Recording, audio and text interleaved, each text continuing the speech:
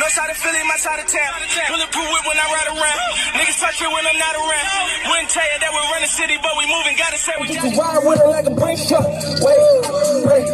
Lubricize in a wrist bust. Bitch, you claiming I done been fucked. You ain't nigga got tripped, bro. And the chickens in the... Check it out and check it out now. Meek. Listen, man, I know you are someone on your team is listening, and as I said before, and it still stands true, you got to go vegan. I'm telling you, as a doctor and as the doctor negotiator that's trying to help you out, buddy. Listen, I'm prescribing a no beef diet. Now, I didn't say no more beef because I think you can't handle beef. I think you can handle beef. You know what I mean? You've kind of proved it with this War Paint record and relentlessly throwing shots at Drake. But here's the overall point, okay? Basically, you still think the beef is going on when most people think the beef is over, okay? It's like you are draining motherfucking threes while everybody left the arena, okay? You still think you're racking up points. No, nigga. In most people's eyes, the beef is already over. When you needed to come with the hardest shot you could come at Drake, you just didn't, and back-to-back, in a lot of people's eyes, bodied you. Now, have you responded since then and been really, like, taking some rounds, if we're going to consider rounds after really most people think the beef is over? Absolutely, War Paint was dope. But here's the point. While you lost the beef in public perception, you have succeeded by planting a seed, and that's why you should move on. The obsession with Drake needs to stop. You have to move on. You need to start extending your parachute. Get the life raft out, okay? Basically, don't be a fucking simp like, what was it, Jack on Titanic? You know what I mean? Talking about hold on, whatever her name is, and you sink to the bottom. No way.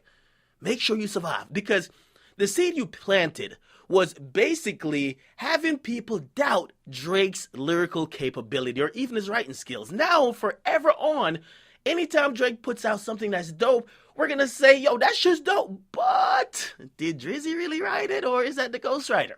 You planted a seed of Drake using or relying on writers that have tainted and put an asterisk on his legacy forever. For that, you have succeeded. And that's where you should revel in and move on. But actually thinking that people are going to change their mind like you won the beef will never happen. To people, they have closed that chapter already. Now, I did say when you first went at Drake, I said, damn, Meek is a very selfless guy, okay? He sacrificed his career for fans. I mean, for Drake fans, because Drake fans knew we're going to get more music, and also for fans in general, because now you kind of, quote-unquote, exposed something that we did not know. Some might still see you as a hater, but you succeeded in doing a couple of things. But as I said, to a lot of people, the beef is over. So are you probably going to kill the Summer 16 remix because it just popped up and I see a lot of people sending it to me? Yes, you're probably going to kill it. Is it too late? Absolutely. Are people going to care? Yeah, for a couple of days I just posted it. People are going to care. You're going to see every blog pick it up. But are people going to care in like 2 or 3 weeks? No. You're still on house arrest. And because you're on house arrest, that's even more of a reason why you should be going vegan. Let's just be honest, man. Listen, the beef is over at this point, okay?